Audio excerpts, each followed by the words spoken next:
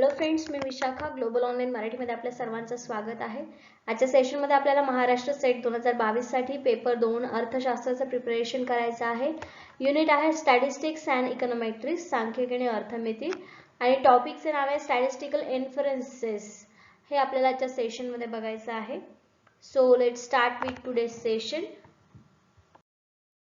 Session start करण्यापूर्वी एक important सूचना किंवा संधी आहे त्या स्टुडंटसाठी जे स्टुडंट्स यावर्षीची एक्झाम टार्गेट करत आहेत, 26 मार्चची एक्झाम टार्गेट करत आहेत, त्यांच्यासाठी आम्ही आता खूप कमी वेळ राहिलेल्या एक्झामसाठी यासाठी टेस्ट सिरीज लॉन्च करत आहोत, ज्याची बॅच स्टार्ट होते 5 फेब्रुवारीपासून. ज्या टेस्ट सिरीजमध्ये तुम्हाला टोटल 50 टेस्टचा अभ्यास करायला मिळणार आहे. डेली एक टेस्ट तुम्ही सॉल्व्ह करणार आहात, त्याचं सोल्युशन तुम्हाला मिळेल आणि स्कोर देखील तुम्ही त्याचा बघू शकणार आहात. 50 क्वेश्चन एका टेस्टमध्ये असतील, म्हणजे टोटल किती क्वेश्चन्सचा तुमची प्रॅक्टिस होणार आहे या टेस्ट सिरीजमध्ये हे तुमच्या लक्षात येईल. म्हणजे पेपर 1चा कंप्लीट अभ्यास तुमचा याच्यामध्ये होणार आहे या टेस्ट सिरीजमध्ये. या टेस्ट सिरीजची फीस आहे 1000 रुपीज. इकडे दिलेल्या व्हॉट्सअप नंबरवरती मेसेज करून तुम्ही लगेचच या टेस्ट सिरीजला जॉईन होऊ शकता. आपलं नाव नोंदणी आत्ताच करून ठेवा, जेणेकरून 5 तारखेपासून तुमच्या प्रिपरेशनला प्रिपरेशनला स्टार्ट होईल. ठीक आहे. पेपर 1 प्रमाणेच पेपर 2 साठी देखील नोट्स आणि एमसीक्यूज आमच्याकडे अवेलेबल आहेत. दिलेली सब्जेक्ट लिस्ट आहे, या सब्जेक्ट लिस्टसाठी नोट्स आणि एमसीक्यू अवेलेबल आहे. कमी वेळामध्ये जास्तीत जास्त अभ्यास किंवा रिव्हिजन तुमची या नोट्स आणि एमसीक्यूज मध्ये होईल. 1600 रुपये त्याची फीस आहे. 20% डिस्काउंट त्याच्यावरती आम्ही प्रोव्हाइड करत आहोत. आफ्टर डिस्काउंट त्याची फीस होते 1280 रुपये. आणि सेम इकडे प्रोसिजर आहे नोट्स आणि एमसीक्यू घेण्यासाठी. दिलेल्या व्हॉट्सअप नंबरवरती मेसेज करायचा आहे. ओके, आणि लगेच तुम्ही जॉईन होऊ शकता आणि लगेचच नोट्स आणि एमसीक्यूज तुम्हाला मिळतात. सुरू करूयाच्या सेशनला. आता आपण बघतो आहेत की स्टॅटिस्टिकल इन्फरन्स म्हणजे काय, why descriptive statistics summarise the characteristics of data set. Inferential statistic help you come to conclusion and make prediction based on your data. तर डिस्क्रिप्टिव्ह स्टॅटिस्टिक मध्ये आपण काय सांगितलं की जे काही आपण डेटा गोळा करतो त्यातून समरायझेशन करण्याचं काम डिस्क्रिप्टिव्ह स्टॅटिस्टिक्स मध्ये केलं जातं. तर इन्फरन्शियल स्टॅटिस्टिक आपल्याला आपल्या कन्क्लुजन पर्यंत नेण्यासाठी मदत करत असतं. When you have collected data from sample, you can use inferential statistic to understand the larger population from which the sample is taken. काय सांगितलेलं आहे आपल्याला की इन्फरन्शियल स्टॅटिस्टिक जे आहे तर ते आपल्याला लार्जर पॉप्युलेशन मध्ये जे सॅम्पल घेतलेले आहेत त्यातून काय कन्क्लुजन निघणार आहे हे सांगण्यासाठी हेल्प करत असतं. त्याला इन्फरन्शियल स्टॅटिस्टिक असं आपण म्हणतो. आता इथे काय सांगितलेलं आहे, inferential statistics have two main uses. दोन मुख्य यूज आहेत त्याच्या इन्फरन्शियल स्टॅटिस्टिक्सचा. इथे पहिला आहे making estimates about population. Population बद्दल काहीतरी आपले समज किंवा स्टेटमेंट करणे. For example, the mean SAT score of all 11th grade in the US. हे स्टेटमेंट करण्यासाठी आपल्याला इन्फरन्शियल स्टॅटिस्टिक हेल्प करतं. ओके, आणि दुसरं काम काय आहे, दुसरं महत्त्वाचं यूज काय आहे, testing hypothesis to draw conclusion about population. Population बद्दल कन्क्लुजन काढणं म्हणजे काय असणार आहे, टेस्टिंग हायपोथेसिस जे वर्क आहे ते सुद्धा आपल्याला करण्यासाठी इन्फरन्शियल स्टॅटिस्टिक हेल्प करतं. म्हणजे थोडक्यात काय, जो डेटा आहे त्याच्यावरून आपण हे सगळे दोन कामं युजेस जे आहेत ते करू शकतो. For example, the relationship between SAT score and family income. हे एक्झाम्पल दिलेलं आहे ज्याच्यामध्ये इन्फरन्शियल टेस्टिंग जे आहे, स्टॅटिस्टिक्स जे आहे ते यूज केलं जातं.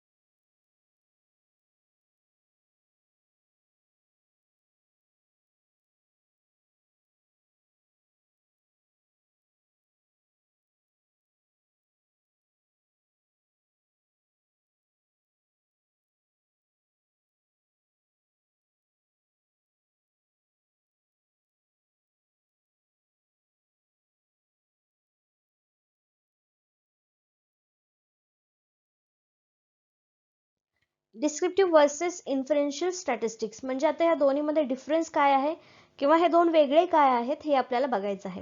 डिस्क्रिप्टिव्ह स्टॅटिस्टिक्स, ज्याला आपण वर्णनात्मक संख्याशास्त्र असं म्हणतो, descriptive statistics allow you to describe the data, data विश्लेषण करण्यासाठी तुम्हाला हेल्प करतं किंवा परमिशन देतं.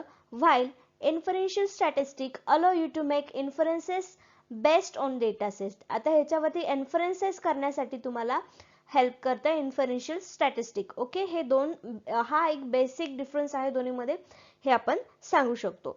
Descriptive statistic, using descriptive statistics you can report characteristics of your data.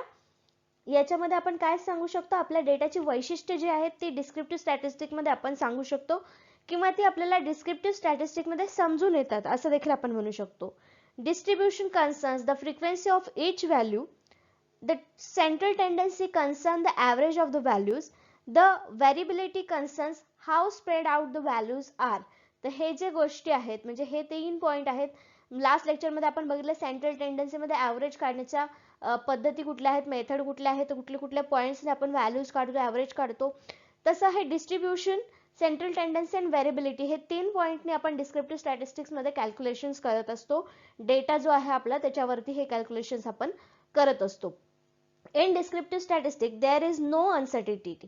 याच्यामध्ये अनसर्टिनिटी नसते. The statistic precisely describe the data that you collected, म्हणजे जो तुम्ही डेटा गोळा केलेला आहे त्याच्यावरचं विश्लेषण तुम्ही याच्यामध्ये करू शकता.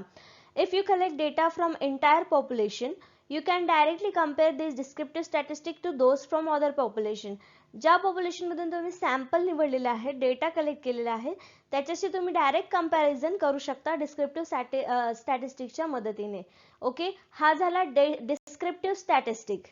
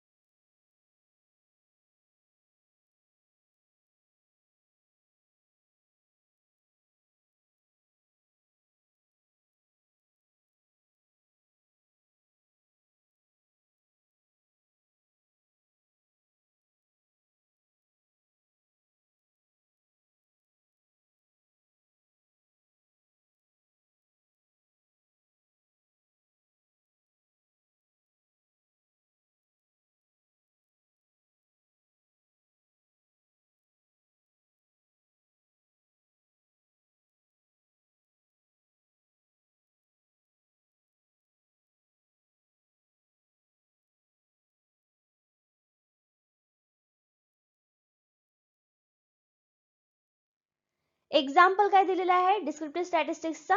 Descriptive statistic you collect data on SAT score of 11th grades in school of 3 years. 3 वर्षाच्या स्कूल मधल्या 3 वर्षाचा डेटा गोळा केलेला आहे तुम्ही 11वी शिकलेल्या स्टुडंट्सचा. You can use a descriptive stat to get statistic to get quick overview of school scores in those years. तर या इयर मधला स्कोर तुम्हाला जर बघायचा असेल स्टुडंट्सचा तर तुम्ही डिस्क्रिप्टिव्ह स्टॅटिस्टिक मध्ये सहजपणे बघू शकता.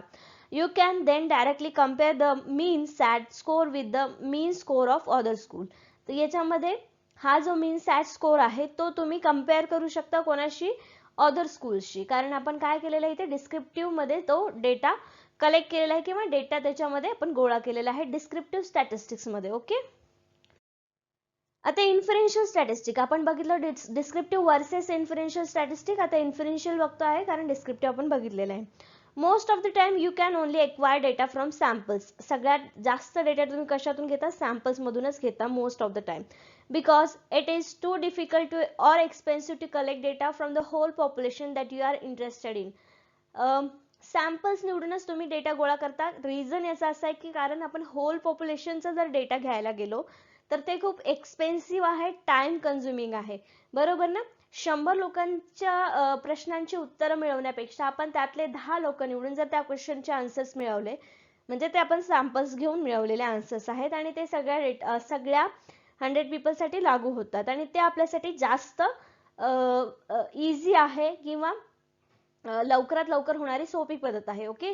While descriptive statistic can only summarize the sample characteristics, inferential statistics use sample to make reasonable guesses about the larger population. तर इन्फरेन्शियल स्टॅटिस्टिक आपल्याला काय सांगतं की मोठ्या पॉप्युलेशन बद्दल काय गेसेस लावायचे आहेत किंवा त्याच्यामध्ये कुठले रिझनेबल गेसेस आपण लावू शकतो याचे पॉसिबिलिटीज जे आहेत ते आपल्याला इन्फरेन्शियल स्टॅटिस्टिक मध्येच बघायला मिळतात किंवा त्याच्याच हेल्पने आपण हे करू शकतो. With inferential statistics, it's important to use a random, unbiased sampling method. तर इन्फरेन्शियल स्टॅटिस्टिक मध्ये आपल्याला रॅन्डम आणि अनबायस म्हणजे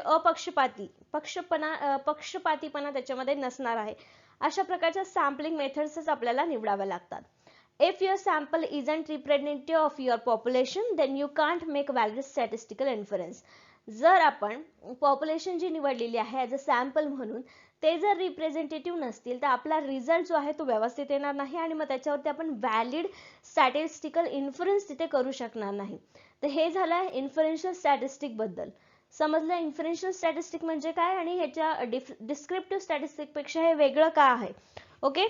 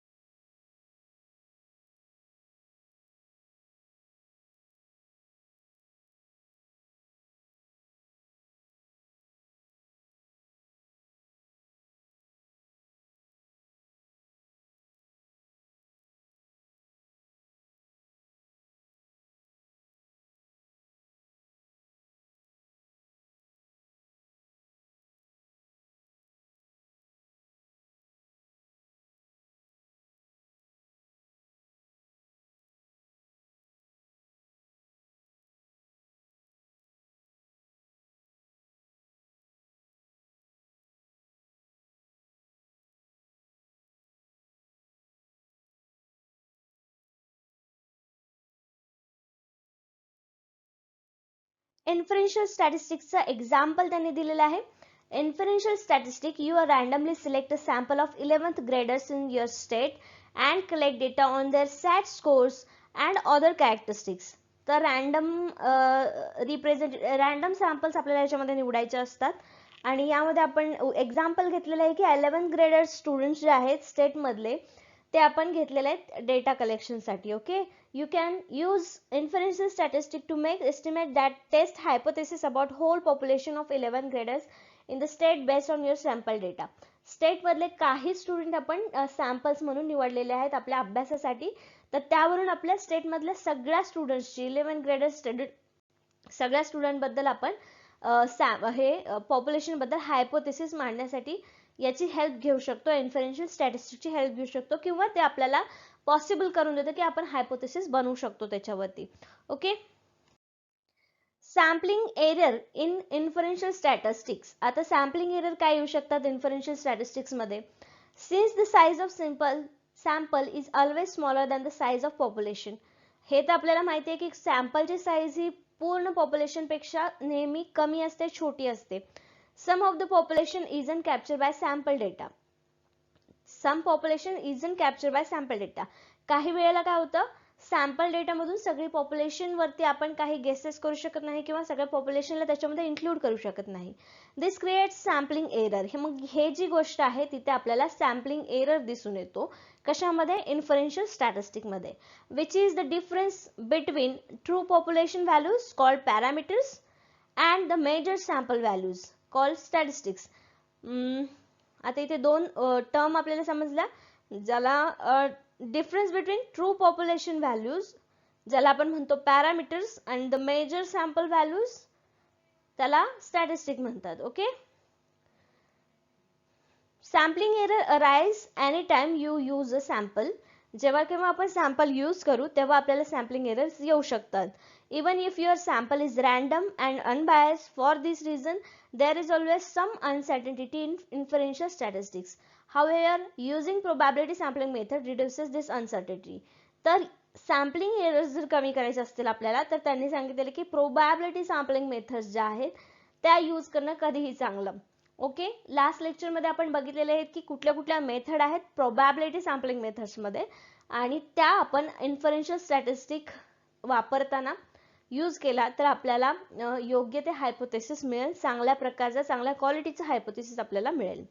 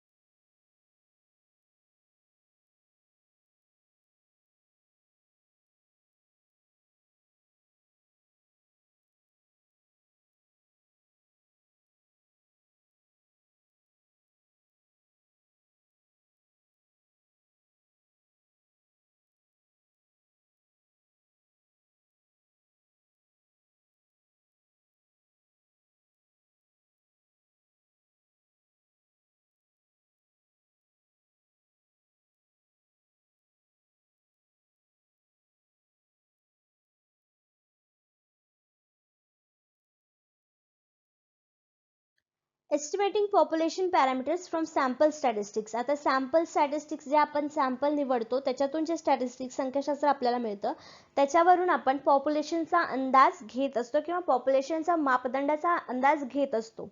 The characteristics of samples and population are described by numbers called statistics and parameters. Okay, कुठल्याही लोकसंख्येचं वैशिष्ट्य जे आहे जे आपण नंबर्स मध्ये डिस्क्राइब करतो त्याला स्टॅटिस्टिक्स किंवा पॅरामीटर्स असं म्हणतात. A statistic is a measure that describes the sample. A statistic is a measure म्हणजे माप आहे कशाचं, जे सॅम्पल डिस्क्राइब करतं. For example mean. Okay, mean हे एक्झाम्पल दिले. आता पॅरामीटर म्हणजे काय? A parameter is a measure that describes the whole population. Statistic आपल्याला सॅम्पल डिस्क्राइब करतं आणि पॅरामीटर आपल्याला होल पॉप्युलेशन डिस्क्राइब करायला मदत करतं. इथं सॅम्पल मीन दिलंय तर एक्झाम्पल सॅम्पल पॉप्युलेशन मीन आणि सॅम्पल मीन हे दोन वेगवेगळ्या गोष्टी आहेत. तर स्टॅटिस्टिक्स मध्ये सॅम्पल मीन, पॅरामीटर मध्ये पॉप्युलेशन मीन येतं आणि हे दोन्ही आपल्याला कोण सांगतं, ते सॅम्पल स्टॅटिस्टिक सांगत असतं. Sampling error is a difference between parameter and a corresponding statistic. Since in the most cases you don't know the real population parameters, you can use inferential statistic to estimate these parameters in a way that takes sampling error into account. Okay, ज्याच्यामुळे sampling errors येतात ते कमी करण्यासाठी तुम्हाला काय करावं लागेल, इन्फरेन्शियल स्टॅटिस्टिक्सला वापर करावा लागेल पॅरामीटर्स मध्ये. ओके, पॅरामीटर्स यूज करण्यासाठी जेव्हा तुम्हाला पॅरामीटर्स काय आहेत हे माहिती नसेल त्यावेळेस. ओके, तर हे सगळं आपल्याला काय आहे, म्हणजे जे कॅल्क्युलेशन्स करतो आपण, जे डेटा आपल्याला प्राप्त होतो त्याच्यातून जेव्हा आपण कॅल्क्युलेशन्स करतो तेव्हा ह्या काही गोष्टी, म्हणजे आत्ताच आपण इकडे बघितले, तर ह्या सगळ्या गोष्टी तुम्हाला लक्षात ठेवाव्या लागतात, जे आपल्याला कम्प्लीट स्टॅटिस्टिकचं एक्सप्लेनेशन करण्यासाठी किंवा कन्क्लुजनवर पोहोचण्यासाठी हेल्प करतं.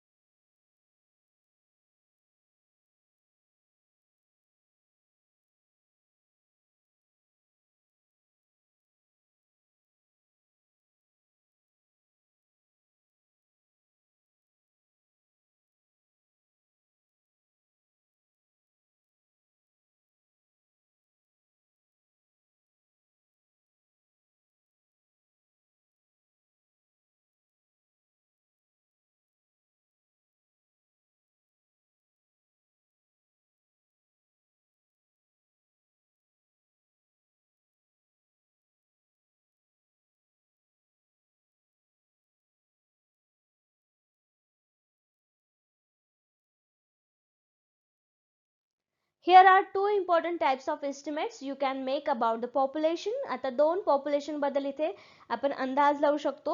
दोन इम्पॉर्टंट पॉइंट्स आहेत.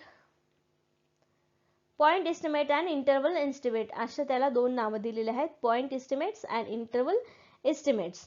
अ point estimate is a single value estimate of parameter. ही सिंगल व्हॅल्यू असते पॉइंट एस्टिमेट म्हणजे पॅरामीटरची. For instance a sample mean is a point estimate of population mean. तर इथे एक उदाहरण काय दिलेलं आहे त्यांनी, की सॅम्पल मीन जे आहे ते इथे एस्टिमेट आहे population मीनचं. In an interval estimate gives you a range of values where the parameter is expected to lie. A confidence interval is the most common type of interval estimate. हा confidence interval जो आहे तो interval estimate चा एक common type आहे. Okay, आणि तो कधी आपल्याला मिळेल, जेव्हा रेंज व्हॅल्यूची जी रेंज आहे पॅरामीटर मध्ये तिथे आपल्याला इंटरवल एस्टिमेट मिळेल. Both type of estimates are important for gathering a clear idea of where a parameter is likely to lie.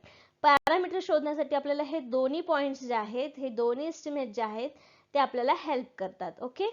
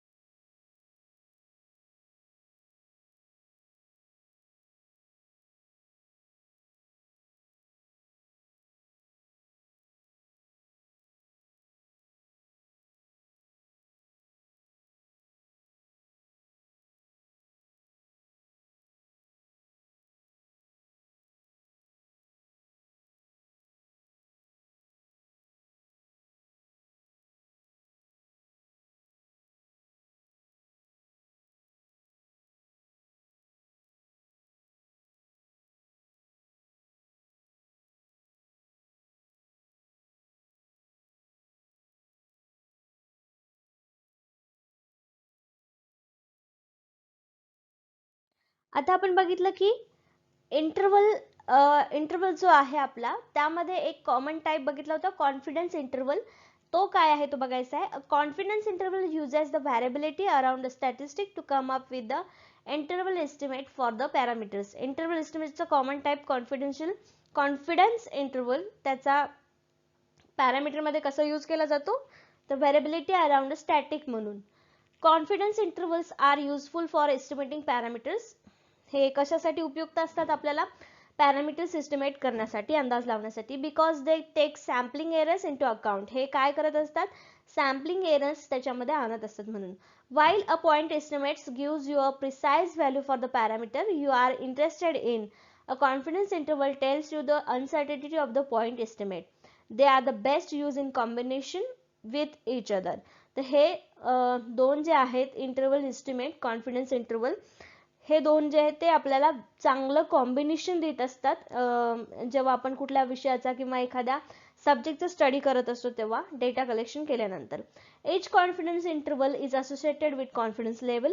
A confidence level tells you the probability of the interval containing the parameters estimates if you repeat the study again. जर परत तुम्ही त्याच विषयावरती again अभ्यास करणार असाल तर त्या पॅरामीटर्सला एस्टिमेट म्हणजे अंदाज देण्यासाठी हेच कॉन्फिडन्स लेवल जे आहे ते मदत करत असतं. A 95% confidence interval means that if you repeat your study with a new sample in exactly the same way 100 times, you can expect your estimates to lie within the specified range of value 95 times.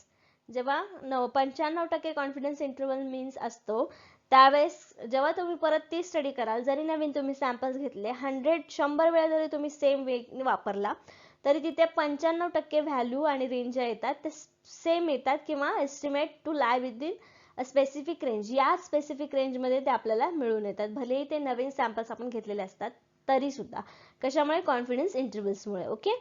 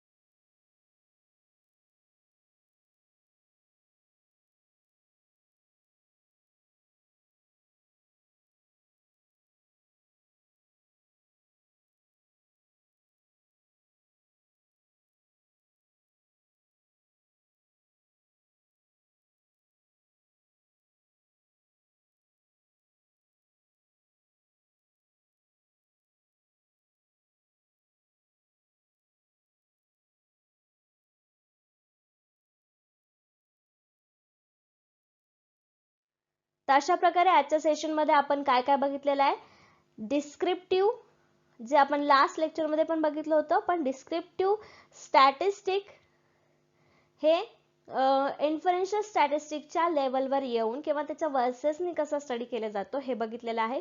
म्हणजे descriptive plus इन्फरन्सेस statistic हे बघितलं. त्याच्यानंतर त्याच्यामध्ये कुठले कुठले points आपण cover केलेले आहेत आजच्या सेशनमध्ये.